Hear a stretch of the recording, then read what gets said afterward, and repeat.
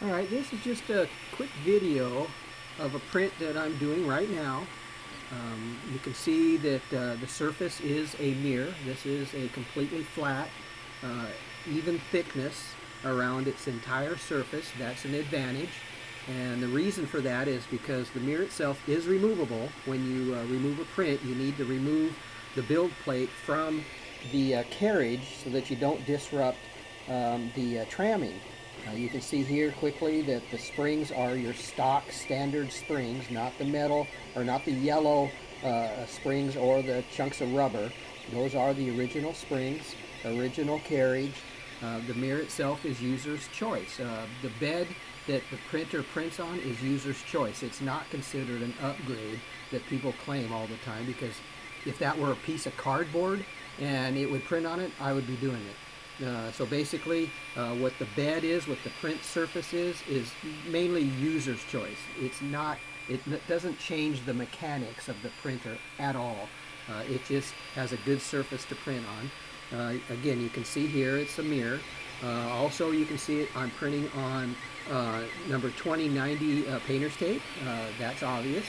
Also, you see there's no brim, no wrap, no messy Elmer's glue stick to hold anything to the table.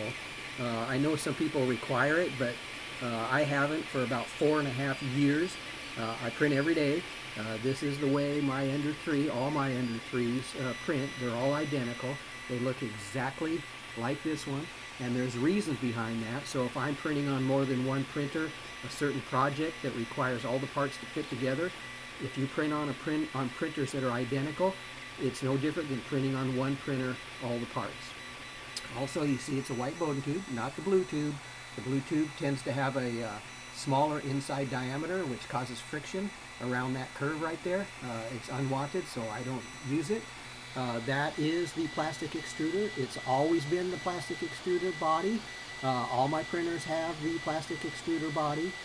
If that arm ever cracks, because there could be an issue with that, then just purchase a new arm. It's like $3, 5 minutes, brand new, never been installed, never been under stress.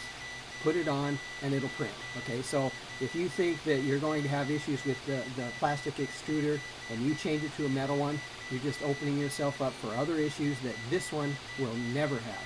And I've proven it every day, 3,500 prints in 4 years. So there you go. You can do what you want. Try it for yourself or not. All right. So my spool holders here, my filament is a direct shot right through here. There's no added arms, levers, gizmos, or pulleys to redirect it, because it's simply just not required. I've got all this way, all the way up here, before the gantry even gets close. Plus I have about another inch left. So there's no issues with the gantry hitting here on most of my prints. And again, on the 3,500 prints I've done, that's never been an issue. I would rather have the direct feed of the filament than to worry about whether or not this will hit this. All right, and having it way up there, you kind of have to do so many other things just to get the filament into the extruder itself. But again, that's how some users want to go about it. You can see that that hot end is standard, straight, stock, no frills, not even an electronic gizmo hanging on it right there. Okay, because I use this. I use the old school tramming tool. This is what works, what has always worked. It takes like 60 seconds, that's it, to tram the bed. Then I start to print.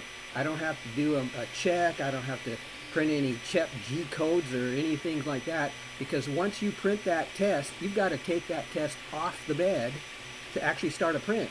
And just by removing that off the bed to get it out of the way, you might end up creating issues for the tramming you just spent time doing. And some people say they do it a million times and still never get it right.